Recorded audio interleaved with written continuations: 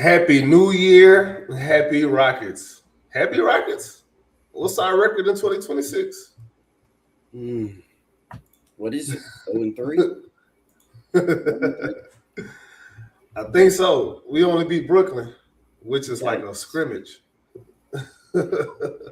Team trying to lose.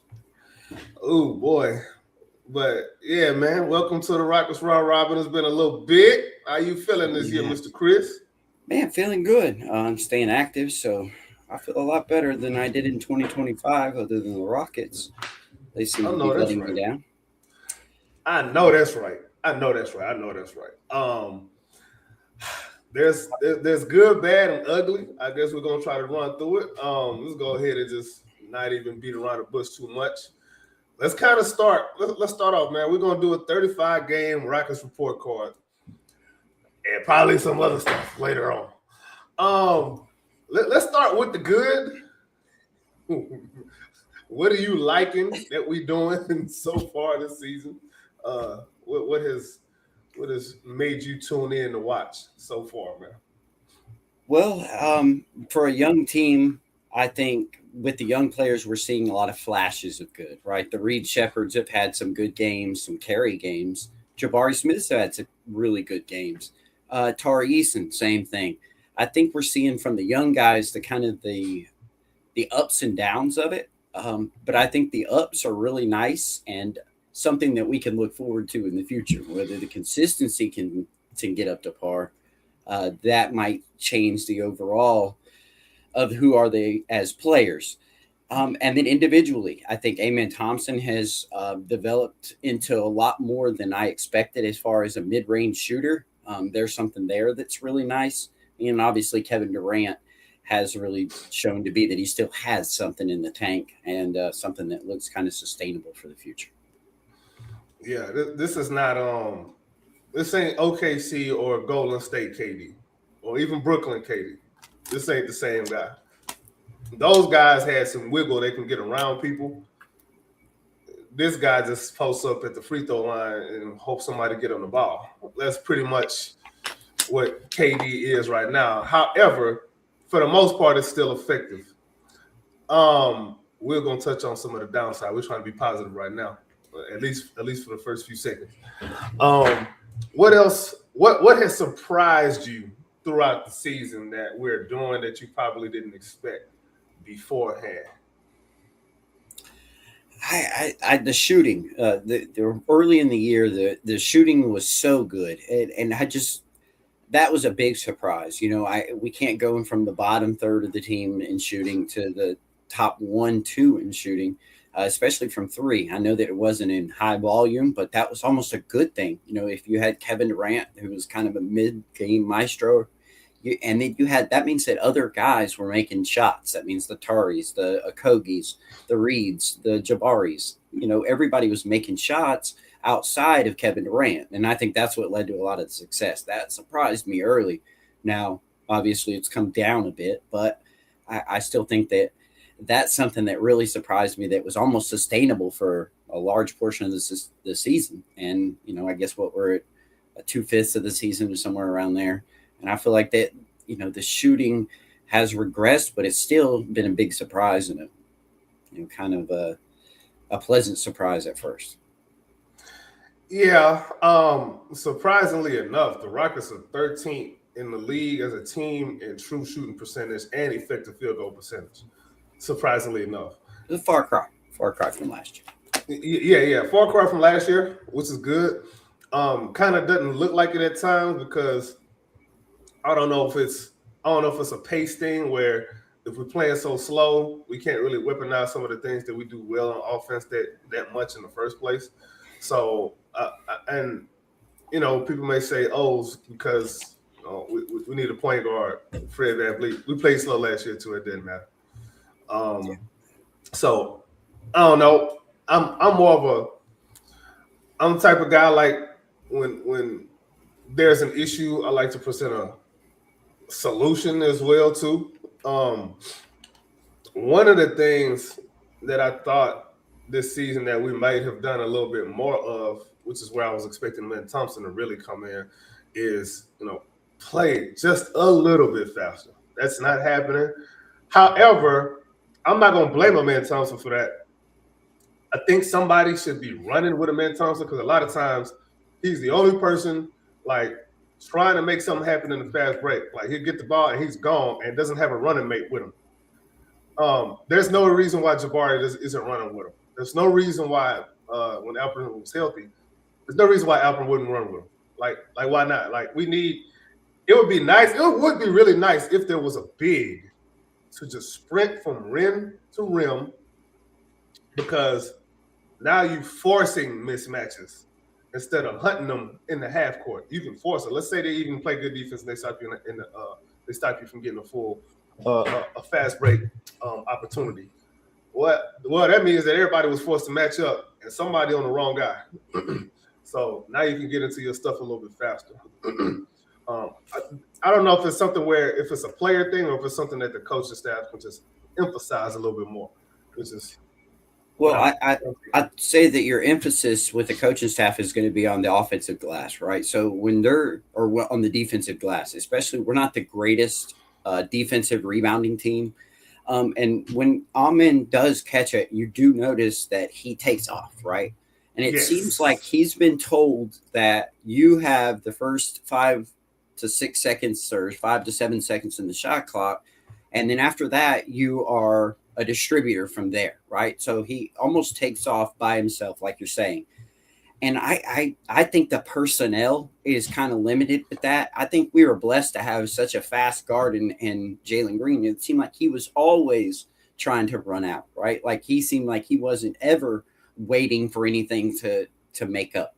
And I think that the personnel is way superior than last year, right? Like I think that we don't have that kind of system. Like Kevin Durant isn't a big runner. He'll run if he's at the top of at the point of the defense. But other than that, you pretty much just have Amen Thompson, and that puts him at a disadvantage. He's pretty much running 1-on-3, especially with the set defense. He's not much. So I think that you're absolutely right. I just don't think that the personnel is available for that. Reed Shepherd, which you would think would be a good runner, but he's more of a runner with the ball in his hands. In other words, he's better when he's passing it with it out of his hands or if he's able to pull up. But other than that, he's not a play or a transition finisher that you would really like around the rim.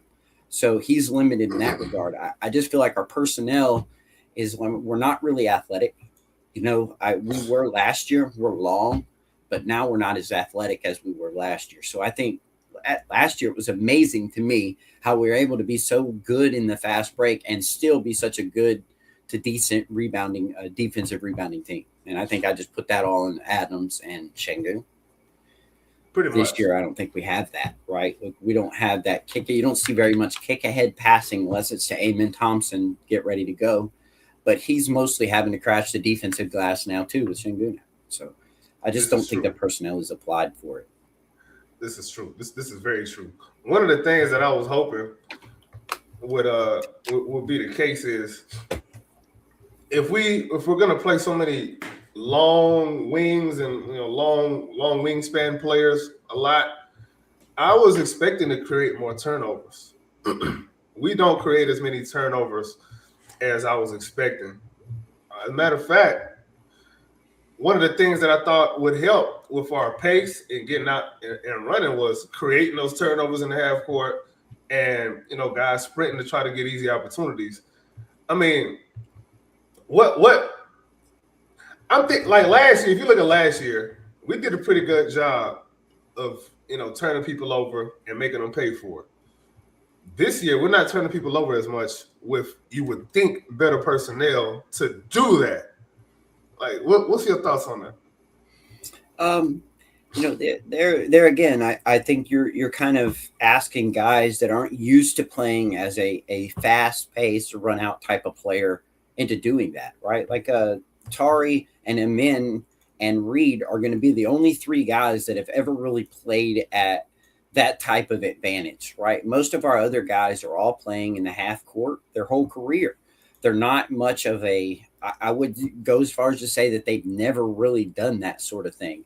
Like, I think they're all balanced and smart on D more than they're a playmaker on D. And we only have a couple of playmakers on that it really allow those kind of bump outs and defensive runouts and live ball turnovers. There's only a couple of them.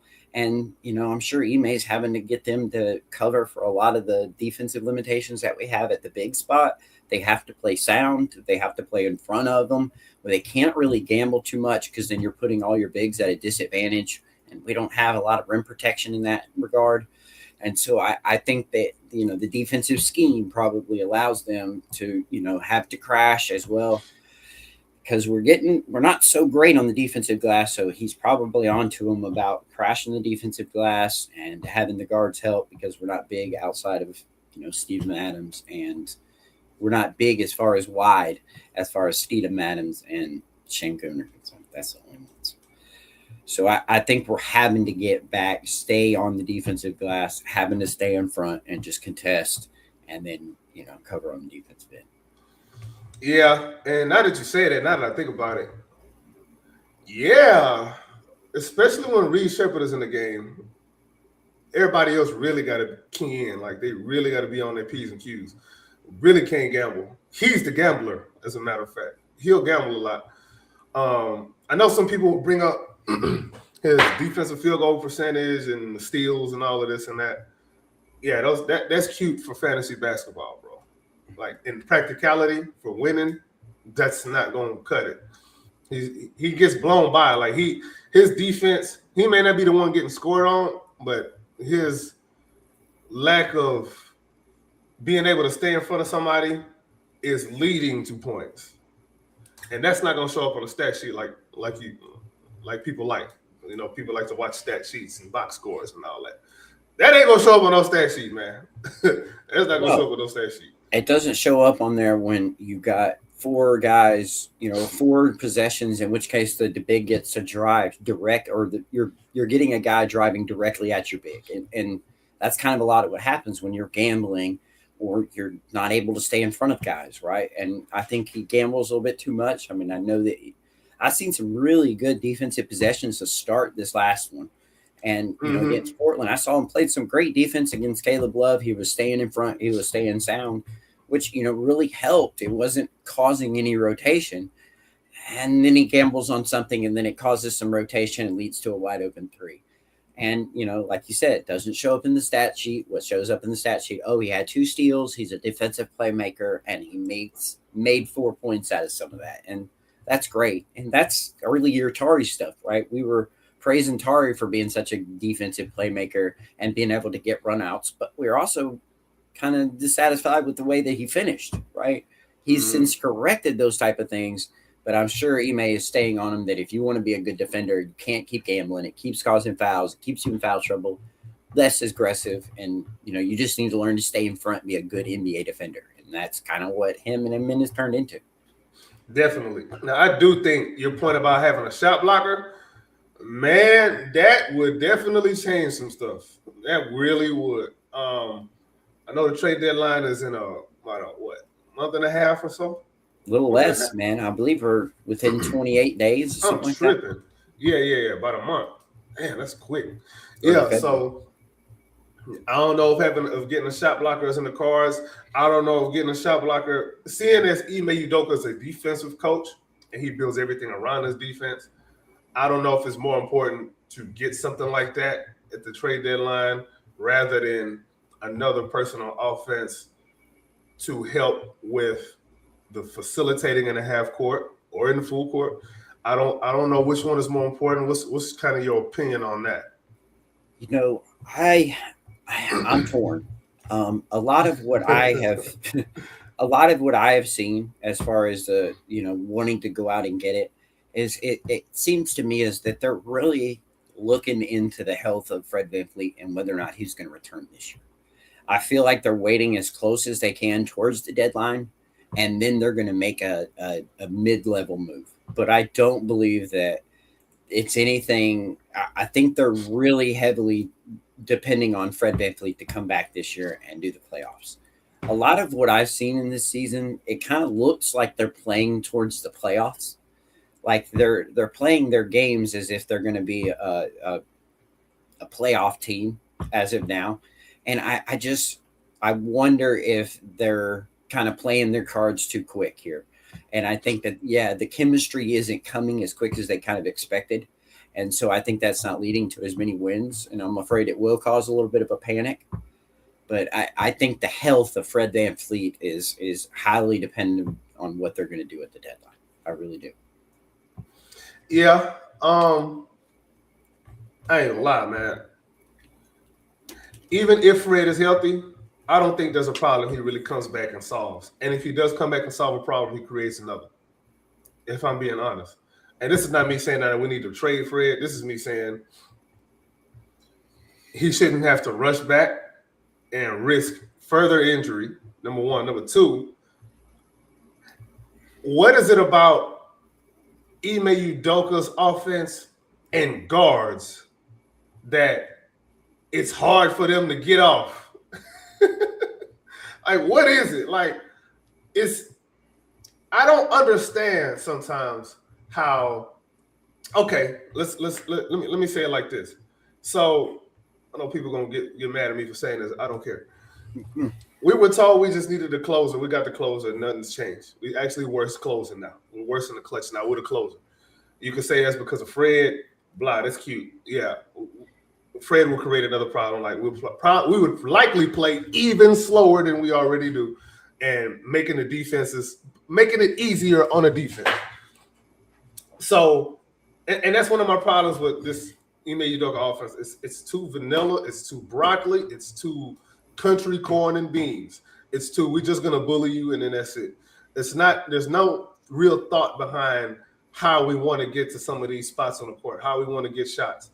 It's okay. So one of the things we do well, we get to the free throw line at a decent amount. We make our free throws and we don't foul too much until lately. So we don't really. So we definitely weaponize the foul line. With our 3-point shooting, we don't really properly weaponize that because we don't take enough to begin with. So if you're gonna be such a good 3-point shooting team, percentage-wise, why is it that it doesn't matter if you, number one, giving up 3-point shots and they're taking and making more than you anyway? You're not weaponizing that. So you're doing this well, but it doesn't matter because you let another team do it well too. So it doesn't matter. It's things like that I'm looking at, and I'm like, this is not a point guard problem because we had a point guard last year, and we didn't have the 3-point shooting problem for the opponents. We are this year for whatever reason. But these are the things that I'm looking at, and I don't know if it's necessarily a point guard thing or if it's an offensive structure thing. So I say all that to say, bro, this offense is trash. I hate to talk like that. I don't really like to be so general like that, but the damn offense is trash. I gave you examples of how it was trash. But the offense is trash, bro. The offense is trash. Okay, we got a comment that want to blame Jabari. Okay, Q.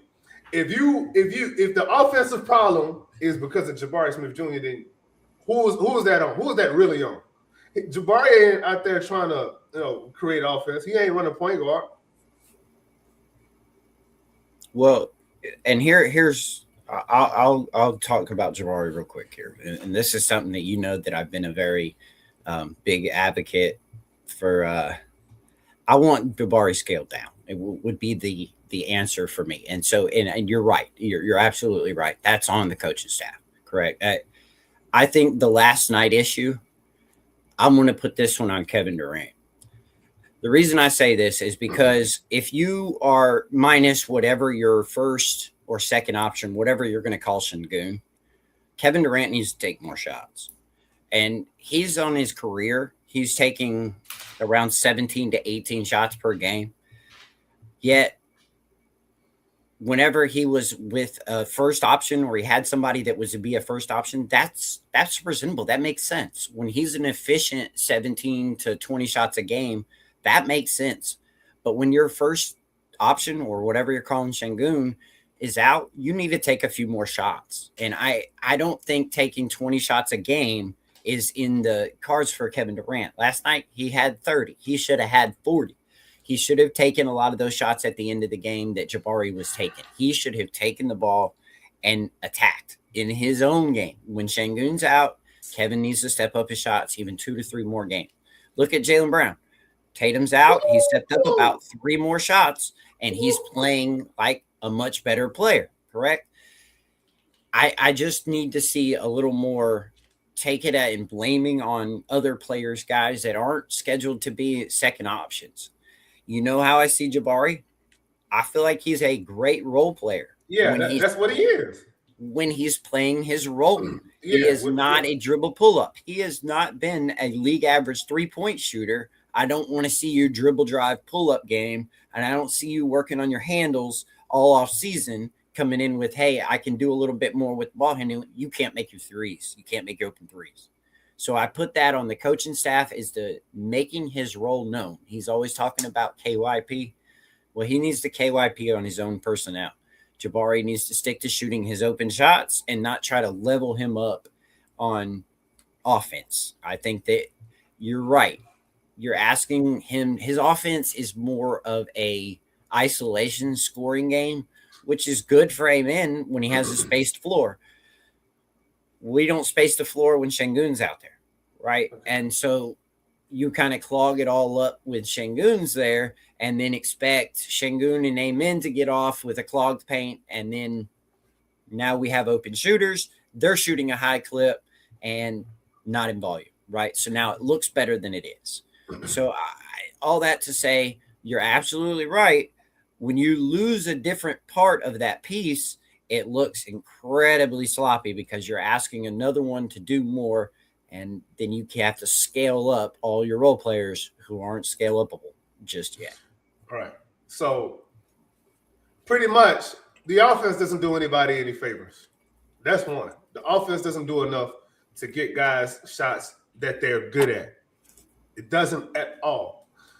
And I'm going to say something about Kevin Durant, and people can disagree with me if they want. I think he plays too much to protect his efficiency. That is the one criticism I have of Kevin Durant. Anything else, I even live with the damn – some of those turnovers, too, are because of him protecting his efficiency.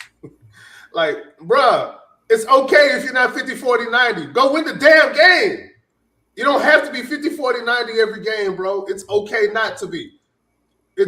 I'd rather you be 43 and 43, 36, 87 if we're winning them games. I don't care about all that. See, this efficiency nerd thing has really ruined basketball for me, bro. Like, people play too much thinking about these efficiency stats. If you're losing, it doesn't matter. It doesn't matter, bro. It just doesn't. Now, KD, just as you said, yes, he should be taking more shots. The coaching staff should be able to scheme the defense out of these constant doubles that he gets on their right wing. It's always on the right wing because he can't pass going left. Hey, I just threw the scouting report out there. He always, when he's going, not that he can't go left, he can't pass left. When he passing left, he's passing cross court to somebody who should be cutting anyway, but they're not cutting because nobody moves on offense. That's on the coaching staff, bro. That's on the coaching staff. Like when Kevin Durant gives the ball up after a double team and somebody actually catches the ball and it's not a turnover, he should be ordered to relocate to a spot in the defense that is soft because something is soft there.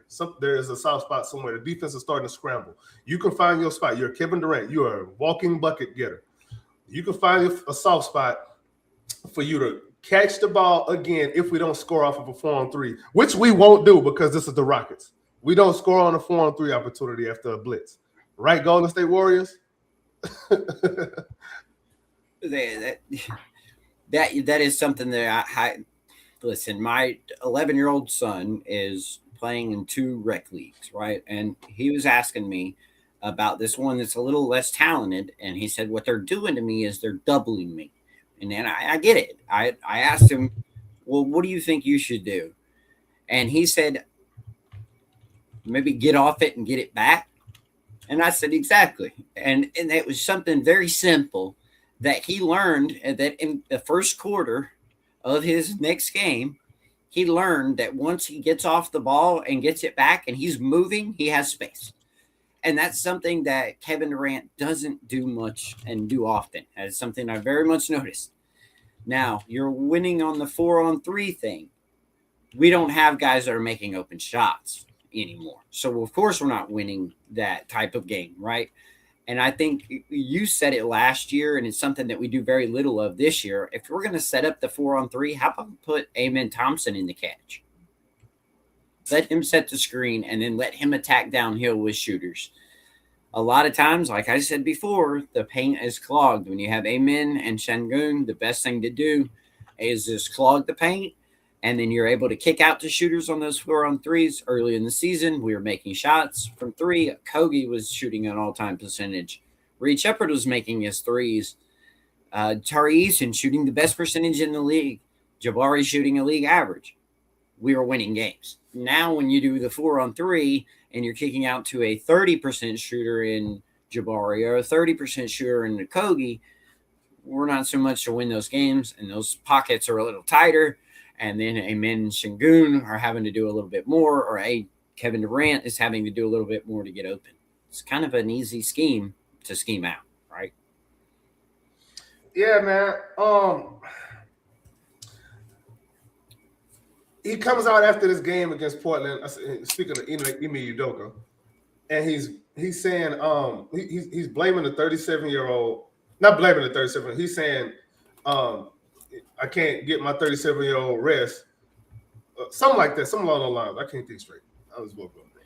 37-year-old that couldn't. He took his 37-year-old and you were down by 11, or you're up 13 and you lost a 13-point lead. We did. They blew. Yeah, we did. And we took out Kevin Durant. Okay, guess what, bro? Coaching affects role players more than superstars. Superstars are going to superstar. That's what they do. Coaching affects the role players. If you can't get them to buy in, if you can't get them to look good without the superstar being on the court, if you can't get any of them to look good without your superstar being on the court, you gotta look in the mirror, Ime. And again, this is why I said in the offseason, the KD thing is going to expose whatever you're doing wrong as a coaching staff, because now you got what you want, and now you can't blame the person you shipped out. That's what we're doing. That's what's happening now. I mean, bro, if he needs an offensive coordinator, I don't know what the hell the rest of the coaching staff is doing. But if he needs an offensive coordinator, Lord have mercy, we got to find him one. You see Tiago Splitter, his former lead assistant, you see what he's doing over there in Portland with lesser players? Even look at how their role players performed when we were blitzing the hell out of Denny Avdia. Look how they performed. Look what they did. Yes, I know Toumani Camara went nuclear. I don't know how that came out, but hey, he answered the call when that's all too common, right? Like it seems like that's their game plan, and that's what he says, right? He says it every time he has an interview. Ime says we're going to live with the personnel that we want taking those shots. And a lot of times that's what we come out of these games saying, oh, man, I can't believe that Caruso knocked down 8 threes. Oh, I can't believe that, what was it? Like you said, Kamara knocked down 8 threes. Najee Marshall knocked down 6. You know, there's always this role player that we're allowing to make shots. Well, this is the NBA. These guys can make these shots consistently now, or they get pulled off the floor. So I think that, yes, our defensive was looking great. It looks great when those guys aren't making those shots. But when those guys are making those shots, you see how bad it looks. And it leaves us exposed to being in games. Last year, our defense was good because it was straight up all the way around. Now we look like we're scrambling 90% of the time. And that's probably because we're trying to cover for what's weak in all the areas. There's always 2 guys on the defensive end that need help, right? And that exposes the defense. Last year, we didn't have that so much. We have guys that could play straight up. We were allowing Şengün to play with a switch. Now we're not doing that as much. We're doing it on blitzes and hedges, and then he's getting back and scrambling. So we're not playing the same type of defense we played last year because we're having to cover for a lot more than we did last year. Yeah, I do kind of see that. It's the defense is still good. It's not what it was last year though, and you would expect it to be better than it was last year with quote unquote upgraded personnel and shipping out quote unquote low IQ guys. So if again, what did I say during in the offseason, or what have I been saying? Theories will be tested. Proof of concept is on the way. Here it is. This is what happens when you have a superstar player. This is what happens. Everything gets exposed. All of your dirty laundry is going to get exposed. Whatever you can do as a coaching staff is going to get exposed because the superstar is going to look like a superstar. It's the role players. Coaching affects the role players more than anything else. The role players really are the system. And then, as good as KD is, he's not the guy you want initiating your offense all the time like this. He's just not. He's doing it out of necessity, and it shouldn't be out of necessity because why is Amen Thompson not able to do that right now at this point?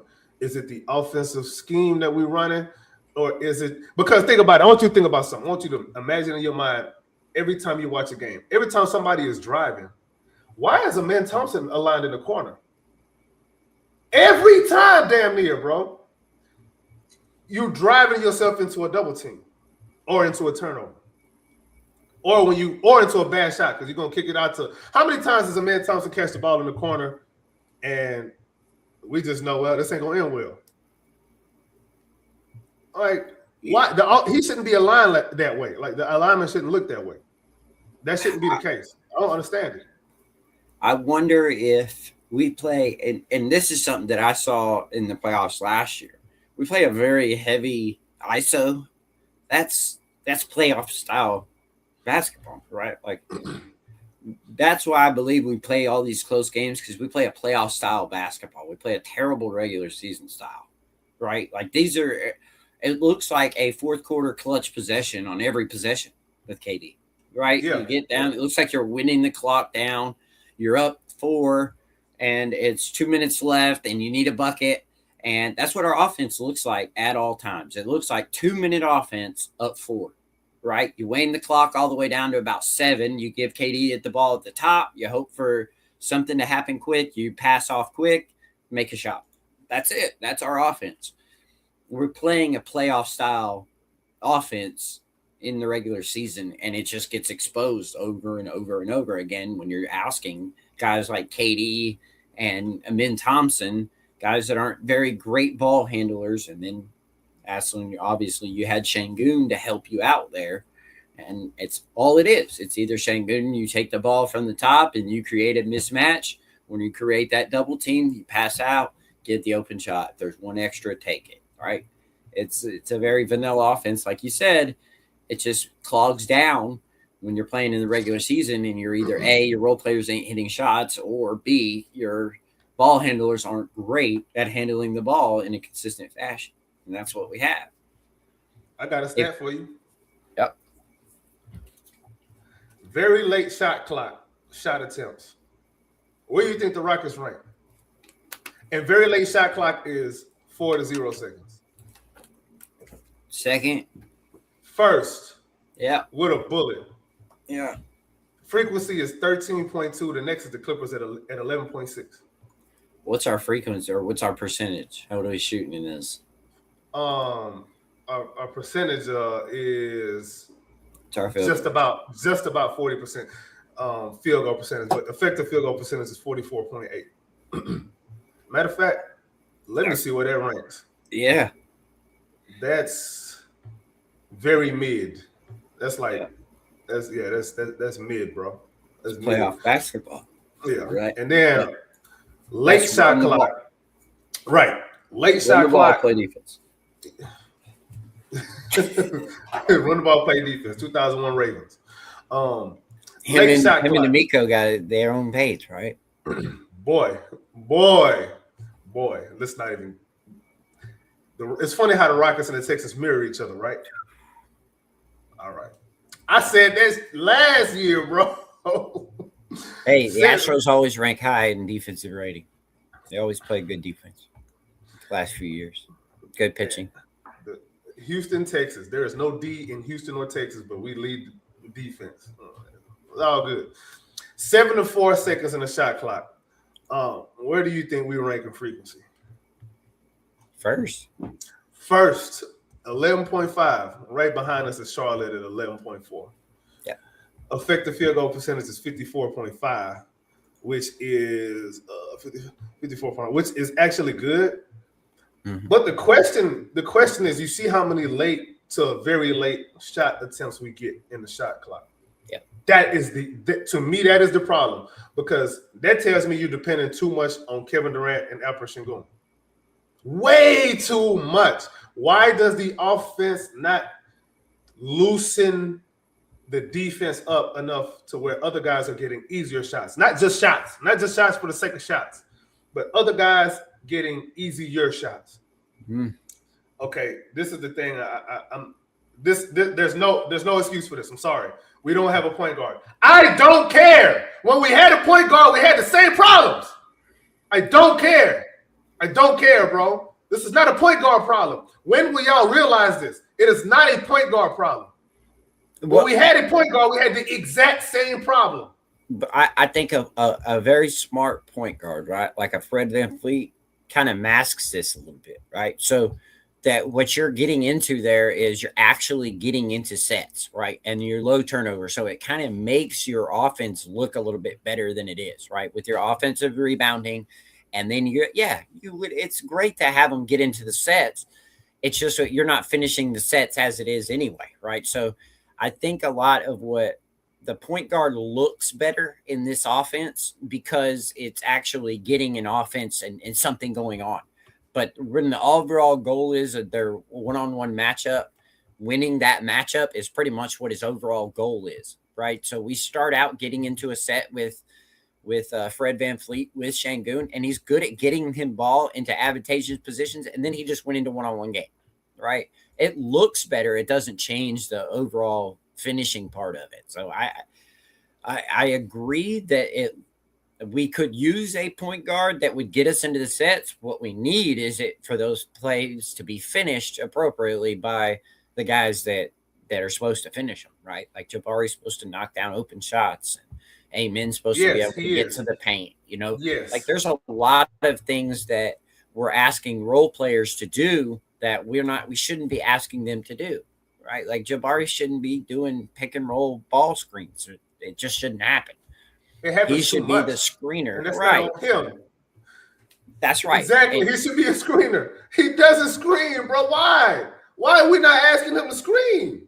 And we're asking a guy that's 21 years old to play 41 minutes and not have what you would call a rookie wall. Like the guy really hasn't played. He's played a lot of NBA basketball, but that doesn't mean that you're conditioned to play NBA basketball for 41 minutes, bang with these big guys, especially with Sengun out. I seen him all night. If you saw, he got a couple of fouls by banging into somebody that was smaller than him. It's just like he just thought that he's going to have to really body up on some of these guys. Like Sissoko or whatever, he was going to really have to body up on him. Klingon, it just some of their guys really needed to take a body in order Klingon for is nice, by the way. I like Klingon. I like Klingon a lot. I see why Udoka wanted him last year over Reed Shepherd. I see why. I mean, I understood it, but I was like, it wouldn't make sense unless you want to move Alfie to power forward. But anyway, Alfie plays a pretty good power forward. He actually does. He's better at power forward than at center. But is that because of Steven Adams being so good at playing center? Well, you would have had Steven Adams here to show him how to play that type of center. I mean, he is here. Been here for a little hot cup of coffee now. No, I'm talking about Klingon. Yeah. But did you want to draft? He was your third string. Yeah. Was he? How much was he going to play though?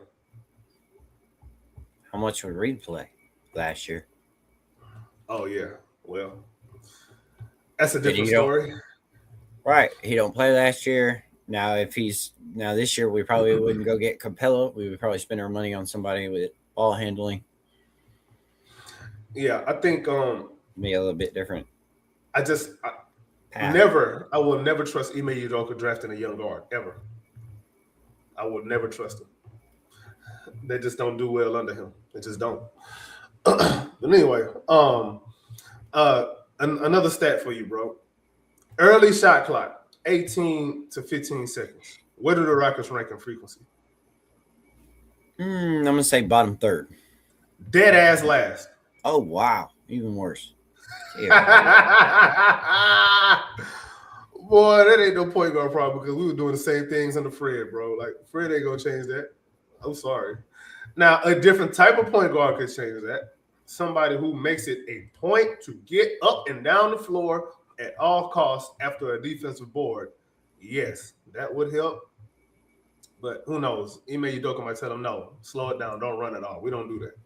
How about a scoring point guard? A scoring point guard. Yeah, a scoring point guard, yeah. Technically, isn't that what Amen Thompson is doing right now, technically? I'm saying more of a someone shooting, to compliment him. Yeah, more of a shooting passing guard, right? Like a Reed Shepherd that could defend. A Reed Shepherd that can defend. Okay. Does that exist? But you know what's funny to me? This right here, okay, so yeah, we needed Fred VanVleet for the culture. We need James Harden right now. Oh, yeah. I ain't look at it like that. We need James Harden right now, right? Because the IQ of the court and how he sets up the pick and roll and how he learns that style of play, we are severely lacking. Like Sengun is not a great – he's a good at catching in the pick and roll, but he's just not a great pick and roll player. Yeah. Does that make sense? Like, yeah. He doesn't finish unless it's set up for him. And it's like right there. And it's a lot of times not set up for him because a lot of our point guards can't shoot or they're attacking the same way he is and getting downhill. So they're able to just back up. Right. But that playing those easy buckets that Harden would get Zubac and how he turned Zubac into, if we could get a little of that out of Sengun from somebody, I think we would have a lot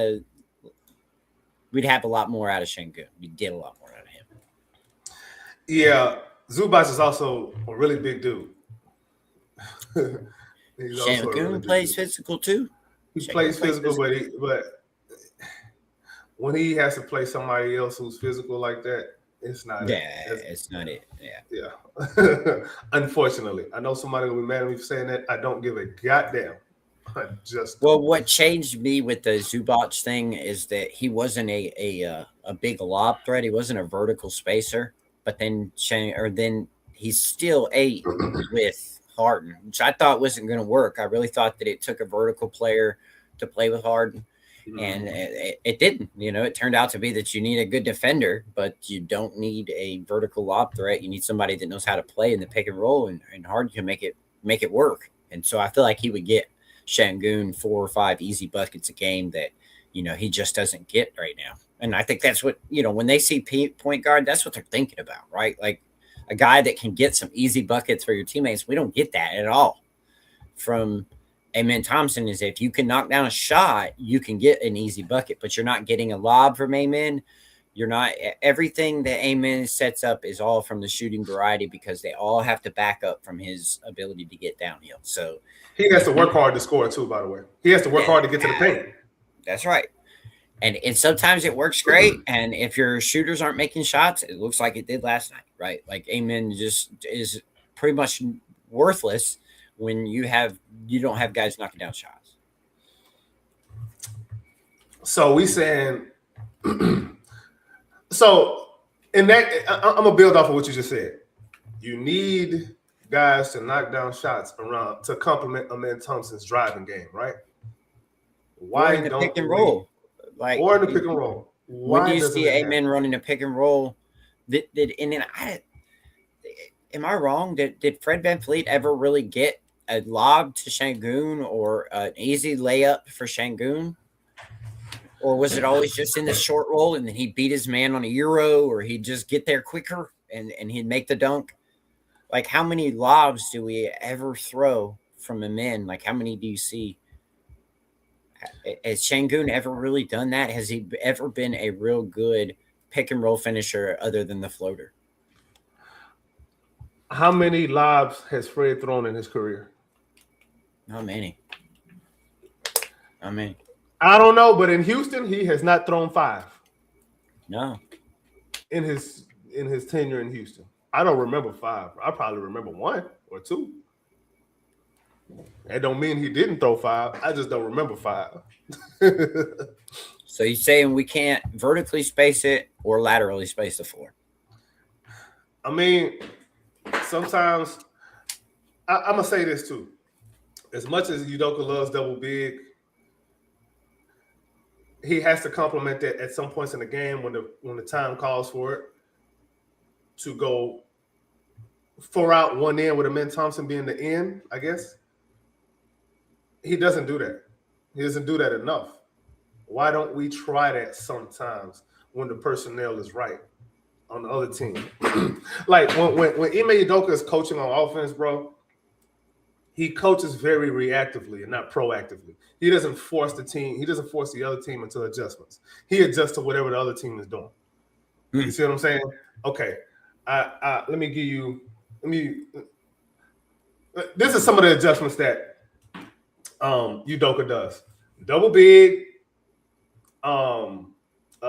zone defense, and these are adjustments he makes to not making shots.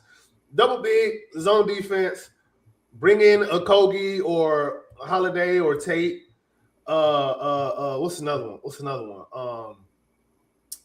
There was another one. There's another adjustment that he makes that ain't got nothing to do with making shots.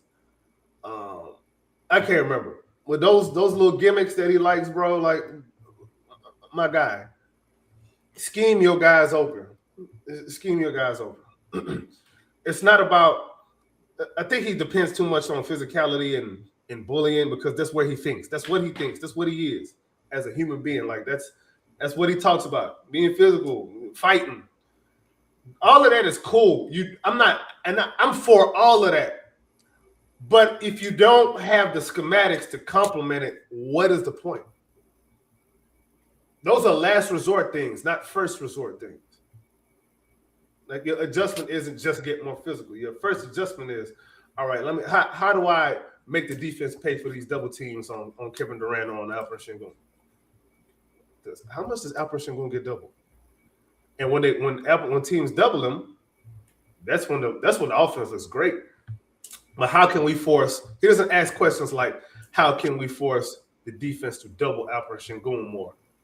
It's just something lazy. Like, he's just a very lazy offensive mind.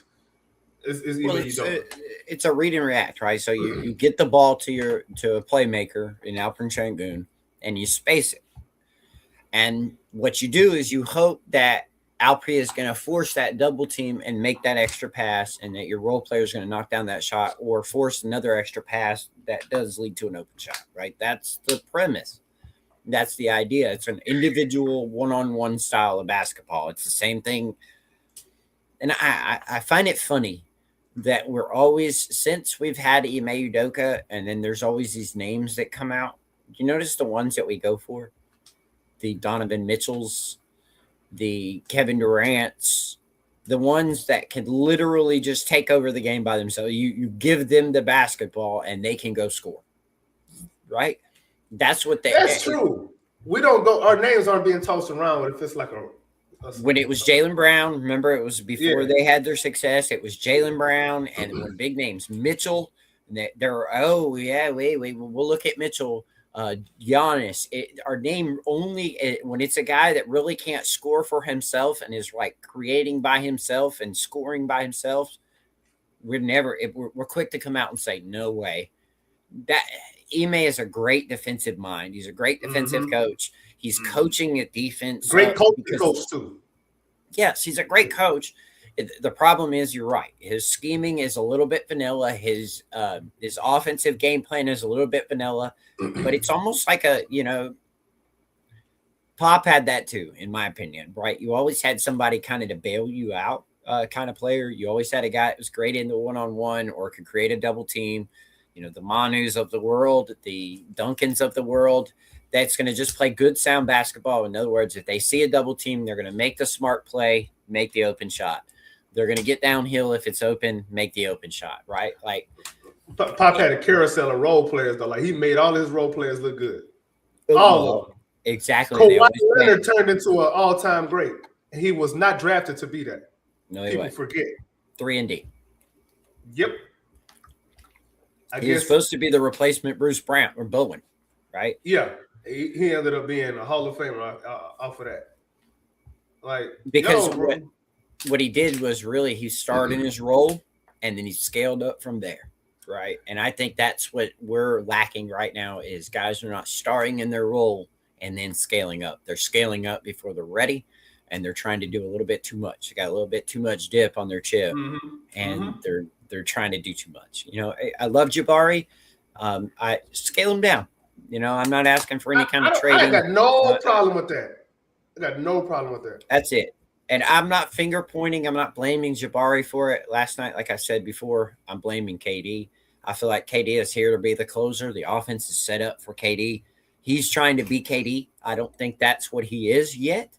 Like you just said, Kawhi Leonard started out as a 3-and-D role player. Start in your role, Jabari.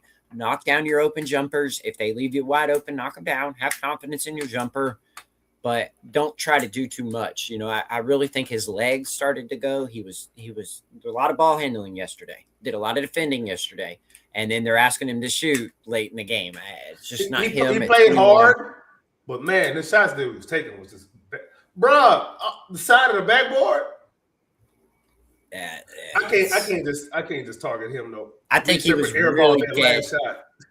He was dead, right? He's probably played 80 minutes in the past 2 days. I think he was dead tired, and he was just shooting on pure will, and it just looked really rough. I really do. I think he's asked to be too much. Credit to him for continuing to shoot. But, brother, there's better shots for you to take.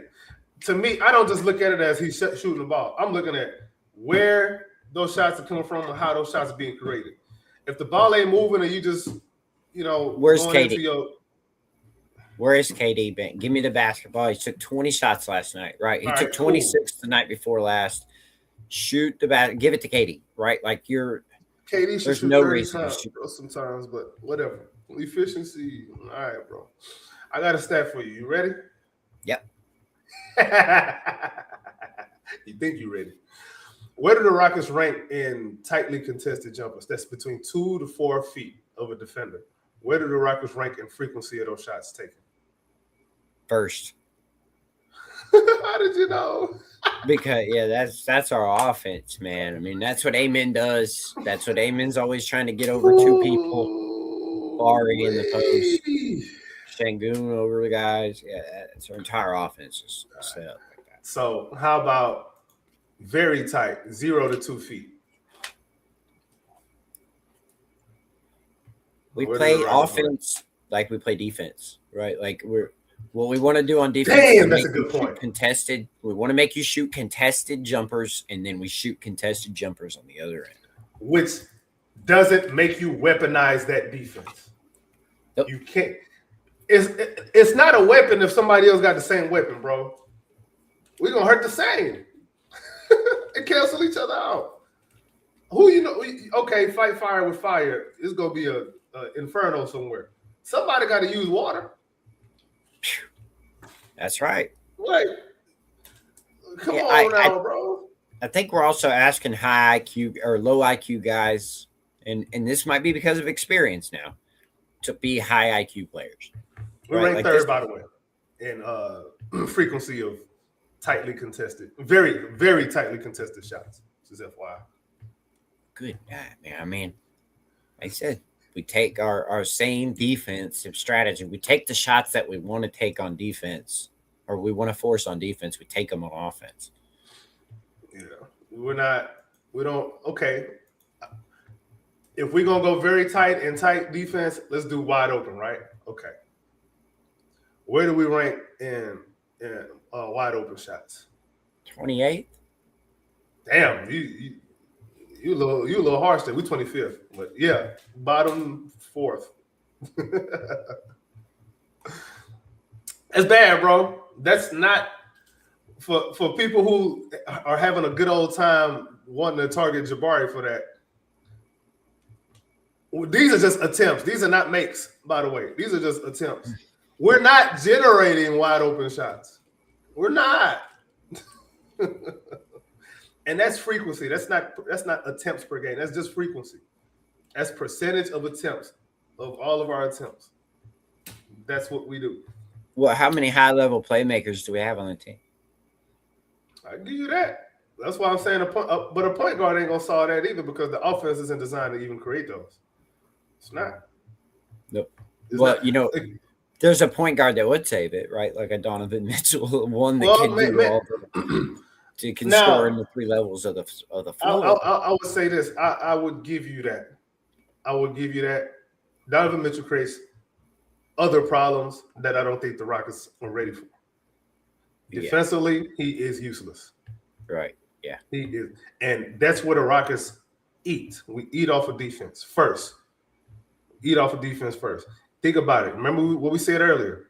If you got too many guys that you got to cover for on defense, it's going to affect you. That would be a problem. I like D. Mitch, but he needs a certain type of a roster to make that work. There's a reason why Donovan Mitchell teams have a ceiling. Long wings. Yeah. Utah and Cleveland. Why do they always underwhelm? You can't keep blaming the team. Yeah. I mean, what? He had generational Gobert back there playing generational defender. And now you got Mobley and Allen, and you still got the same problem. If the stank follow you, what that mean? Yeah. Hey, then when they're playing great defense, when Mobley and Allen are playing great defense behind you, they look great, right? He carries it. And even when you look at how Cleveland plays defense, they depend a lot on Mobley and Allen, bro. Mm-hmm. Like the Rockets offense depends a lot on Kevin Durant and Alperen Sengun. It's almost like you want players to be your deodorant as a coach. I understand that to a certain degree, but you cannot expect that to always be the case. That's a last resort thing, bro. It's a last resort thing. Well, that's why you stick to Fred VanVleets of the world, right? And the Kevin Durant's, like the guys that literally are a bucket or a offensive, just get you a shot guy, right? Like Fred VanVleet makes your offense look like it's just a mask, right? It just makes it look like you can do something and then you can get a shot, right? Like it doesn't look like, in other words, if you dribble the ball out to Fred VanVleet, he can orchestrate an offense, right? And whether or not that's a great offense or not, that's kind of not up to him. But he likes somebody that, hey, listen, hey, Fred, you just go figure it out, right? Like if you need to get into the pick and roll game, then you do the pick and roll game. He wants a Tom Brady quarterback on a generational defense, right? Bro, just wants a quarterback. I'm glad you used that analogy because you used the greatest quarterback of all time. Yeah. Because all them championships that they won, all them Super Bowls they won, the defense wasn't that good. They just didn't give up a lot of points because Tom Brady knew that his defense wasn't all that great. So he kept time of possession. He'd run the ball. He'd know where to run it. Yeah, he'd audible out of certain stuff. Like he always knew what the defense was trying to do. So he's like, all right, cool. I'm gonna take this, but I'm gonna take something else a little bit later. Beat you whatever you want. Yeah, but we're gonna win this time of possession because we're not trying to have our defense out there, giving up bombs so easily. Now, who did that? The on-play quarterback, not McDaniels. It didn't matter who your offensive coordinator was. Bill O'Brien, didn't matter. It didn't matter. They just, Tom Brady, you go win the game, right? And that's what EMA is looking to do even now, right? And that's what we've been talking about this whole time. It looks like a playoff defense is because that's kind of how the playoffs are. Hey, I need you to go get me a bucket. It's going to be tight. It's going to be highly contested. Just go save me as a quarterback or as a coach. Go save me, right? What are they? And there's a time for that. If it's a big game, that's the offense. So. Exactly. And that happens from time to time, but that can't be every game. We're not always going to play the Brooklyn Nets, bro. We're not always going to play the Charlotte Hornets. You know what I mean? Like, you got to have so do you think that Mike Malone's a generational offensive coach? Generational, no, but he is damn competent. I don't know about. I can't say generational. When I think generational, I'm thinking Mike D'Antoni, Steve Kerr. I'm thinking those kind of guys. You know what I mean? Okay. Yeah. Somebody else too. I can't think of. Okay. Phil Jackson. Okay. Well, what about Adelman having a better offense? Adelman was another generational offensive coach. Oh, well, what's his name? David Adelman.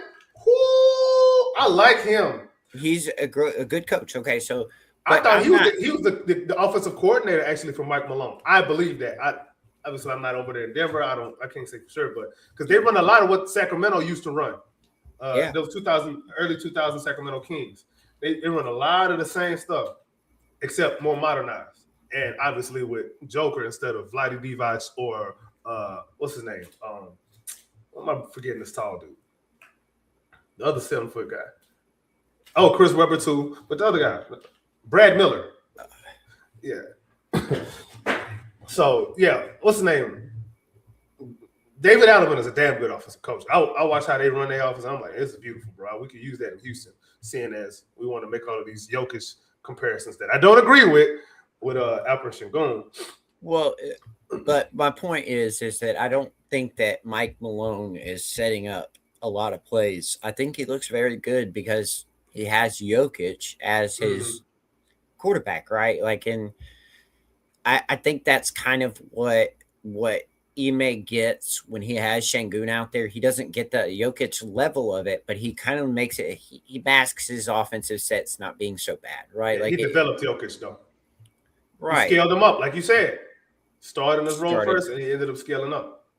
Starting his role first. Now we're looking to do Sengun. He's not at that level, but he makes our offense look competent. And then when he's not making it look competent, Kevin Durant's making it look competent. And so he's got an individual player that is kind of saving him most of the game. And if you're going to play a Royce O'Neal's and such like that are going to get up in your business and be able to stop that one-on-one, then our offense looks extremely rough, right? There's no other, and like you said, other than a guy that's going to break you down and get to the paint and can score on 3 levels and play make, a point guard's not fixing that. No.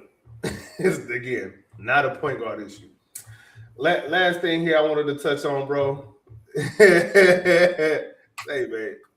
E-Rockets are boring as hell to watch, bro. Oh, my God. I'm sorry. Dude, I find myself like sometimes there's moments I'm watching the game and it's really just background noise. I'm doing something else.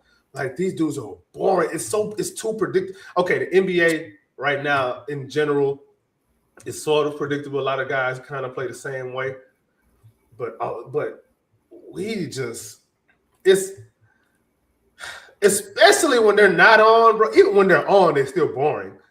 But bro, this is like some Detroit Pistons from 2004 and early 2000s San Antonio Spurs, bro. It's just boring, dog.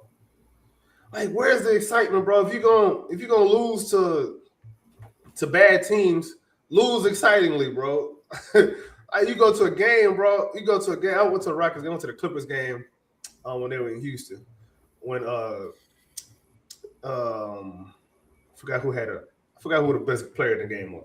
But went to the Clippers game, and I was like, bro, this is boring. The crowd wasn't even crowding. Like the crowd from last season, even when you go to games last season, crowd was a lot more into it last year. This year is just everybody's just expecting Kevin Durant to go do something. And then that's it. Like, we can't be Kevin Durant or bust. We can't be Alperen Sengun or bust. That's kind of what it's been boiled down to. And I think that's kind of, like you said, with Ime Udoka looking for his Tom Brady, now you've watered down the entire offense. You've made the entire offense predictable. Everybody knows what's coming, and so does the defense. If the crowd knows what's happening, you know the defense knows what's happening, and they know how to stop it. And it's not going to look good in a way, and there's nobody to make anything else happen otherwise off script. It's just boring, bro. Like, there's no highlight plays like that. Bro, how many times have you been on Sports Center? I don't even watch ESPN like that no more. But I don't see like after a game, there's like some highlights of the game, like exciting highlights of a game, bro. Like we don't even get like those on Twitter or on TikTok no more, bro. Like, damn.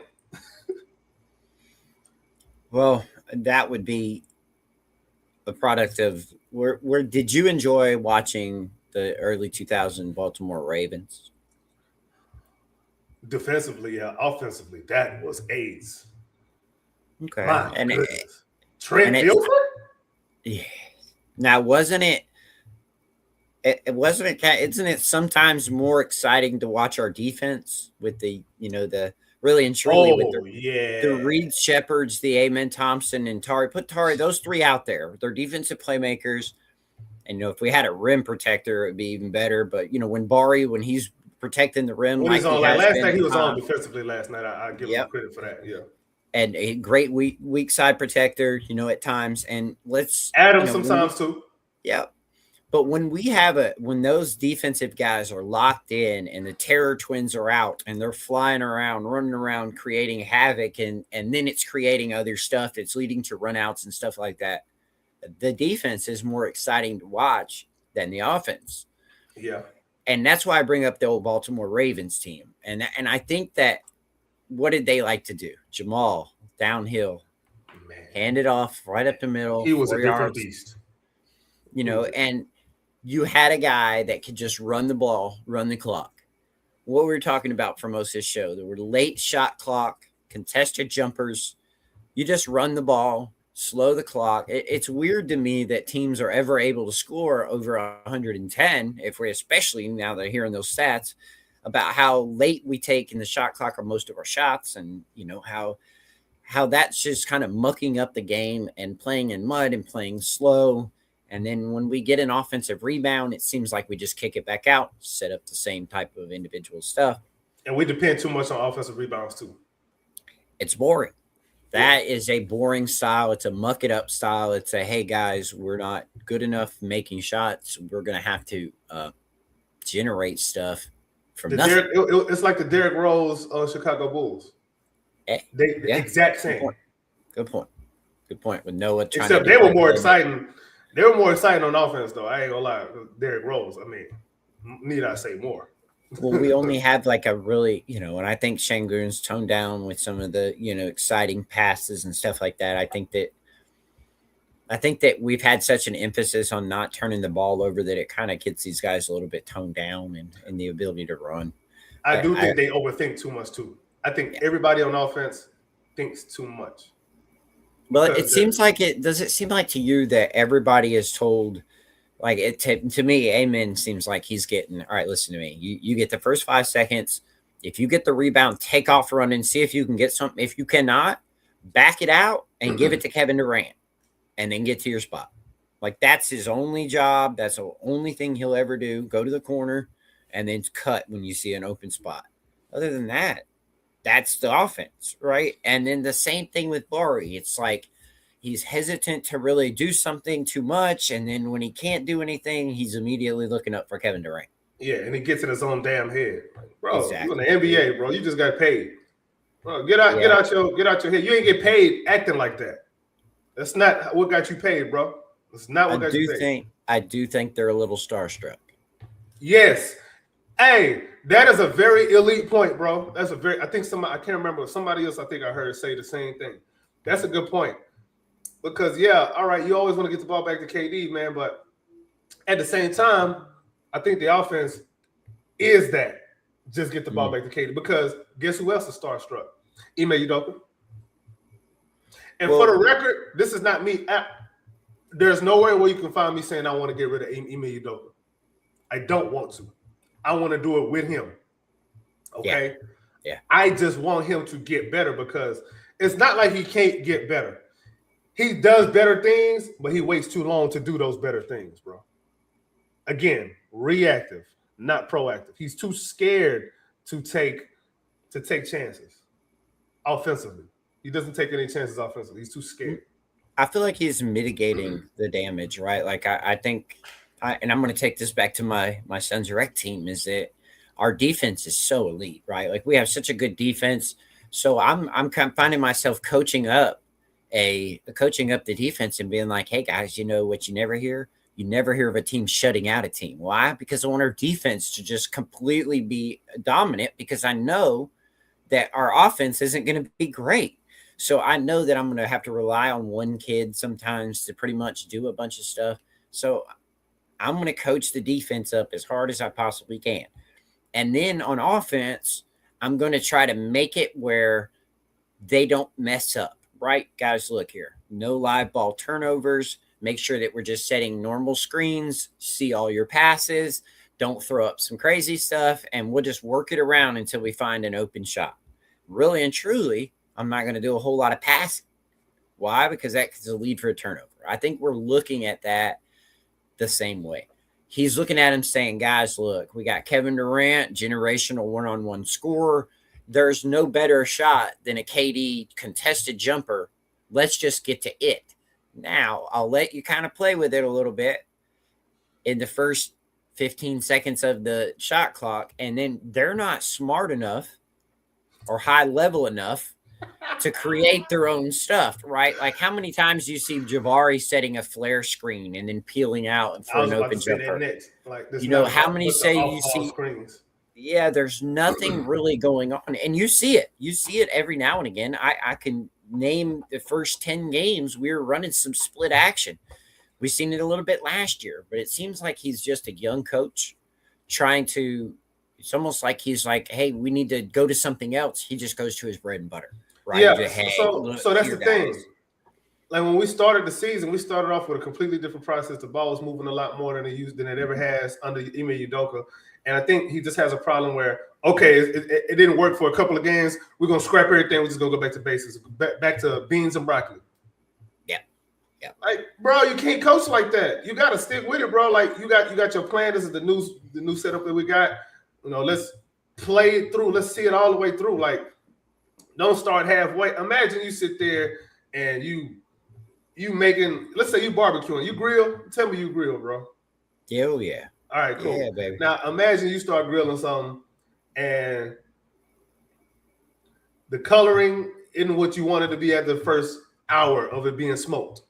The color of the steak or the color of the chicken or whatever the hell you're grilling. The color don't look what you want. Even though you know down the line after the next couple of hours, if you smoking something for a long time, if you smoking some ribs, when it's ready to pull off, you know what it's supposed to look like. Yep. Udoka pulling that thing off when the blood's still coming out. Try something. Go back to it out. No. Like, bro, come on now. Like, Udoka got to stick with. He doesn't have, like, he goes back to his safe space a little bit too easily. Yep. Too easily, man. Like, and he can get coached out of what he wants to do too easily. Mm-hmm. Not out of what he wants to do. He gets coached out of trying something too easily. Let's go to the playoffs. Remember the time when he took out Steven Adams because they was doing the Hacker Adams? Didn't need to. And he didn't have to do that, but he got scared. Like, you can't be a chicken, bro. You can't coach like a chicken on offense. Like, how you got all of these big balls on defense? You big Mr. Tough guy on defense, but on offense, you a little baby chicken. Harmless. Like, you can let them get you out of what you wanted to do like that easily? All right, bro. Steve Kerr, Coach Circles were on that, man. They sat there, they blitzed the hell out of Jalen Green. All series, you didn't do anything to get them up out of that. You just whatever. All right, come on, bro. Like, no. And that's the thing, man. I think that's part of what makes the offense boring, too. That's what makes the team boring, bro. Like, we're seeing the same thing that ain't working. It ain't even like that's working. It's just safer. Yeah. what's the point of being safer if that don't work either? Well, it's just to me is that if you're going to go to that, if that's going to be the offense, right? Like, hey, somebody save you in the one-on-one situation, pretty much get to a good spot and knock down your jumper, Kevin Durant, right? Then why is he only taking 20 of them? Because he protected his efficiency. This is the only criticism you're going to see me have of Kevin Durant. I'll live with the turnovers. I absolutely would live with them. Turnovers are not good, but I just don't think it's the end of the world, especially if you're trying something. I'll live with it. But if you're playing the game because you're trying to be efficient, to me, that's you playing the game with the wrong spirit. You're playing for the stat sheet, bro. We don't do that. You play to win. What Herman would say, you play to win the game, not the tie. You're not playing for anything else but to win the damn game, bro. Just win. Just stop shooting, thinking about whatever history that you're trying to accomplish. It's going to come when it comes. Hell, you made history last night. You passed Will Chamberlain in all-time scoring list. Congratulations to Kevin Durant, by the way. Oh, yes. Another little thing, too, that happened last night. What's the name got hurt? Tari Eason, sprained ankle. Not taking that contract is starting to really not look good for him. It's really just lost another. They just lost another team with a lot of cap space in Washington. Oh yeah, we saw what they did. Yeah, what's your quick thoughts on that Trae Young trade?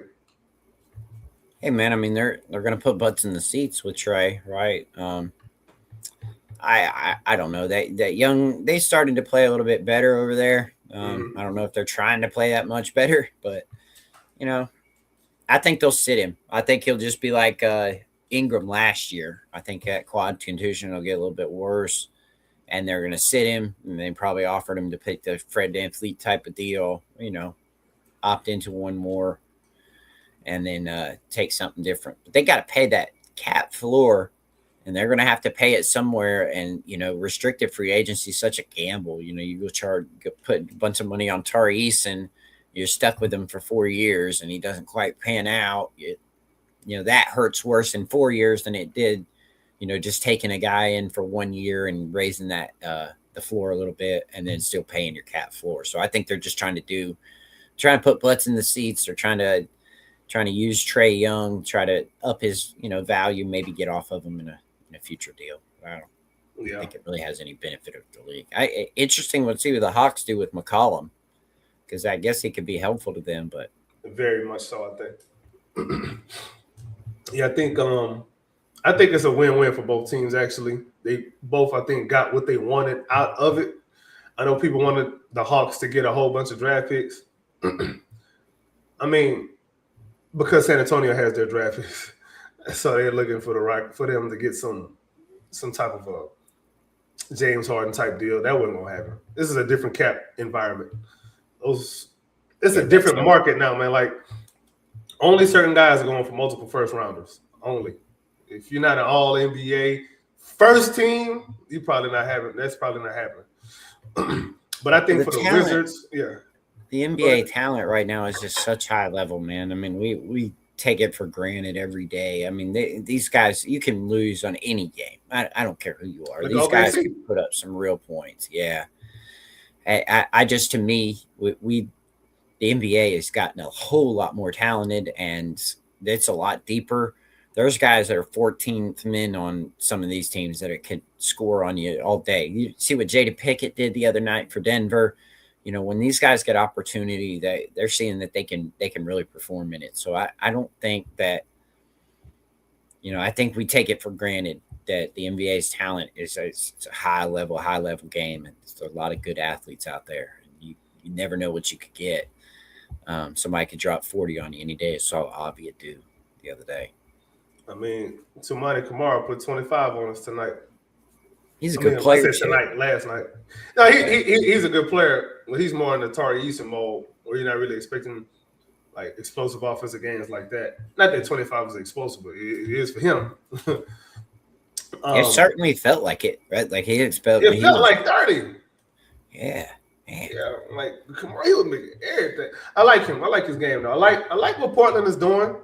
Actually, bro, I like what they're doing overall. Hopefully, Scoot Henderson could get healthy. Hopefully, Drew Holiday can get healthy over there. See what I mean? Yeah, they were look without. who's not even playing. Yeah, you know man, I mean? that's a deep team. Jeremy Grant plays for them too, don't he? Yeah, he's hurt. Yeah, he's hurt too. And Dame plays for them. Yeah, Dame will be back for the season. Yeah. So I mean, they got options, bro. Like things are looking up for Portland, man. And imagine these guys healthy with Avia. Washington, I like Trey Johnson. That man, I would have loved to have drafted him. I would have loved to have drafted him. He can shoot. I would love to have had him. But whatever. Hey, it's Sarr. Alex Sarr coming out. He having a blast, boy.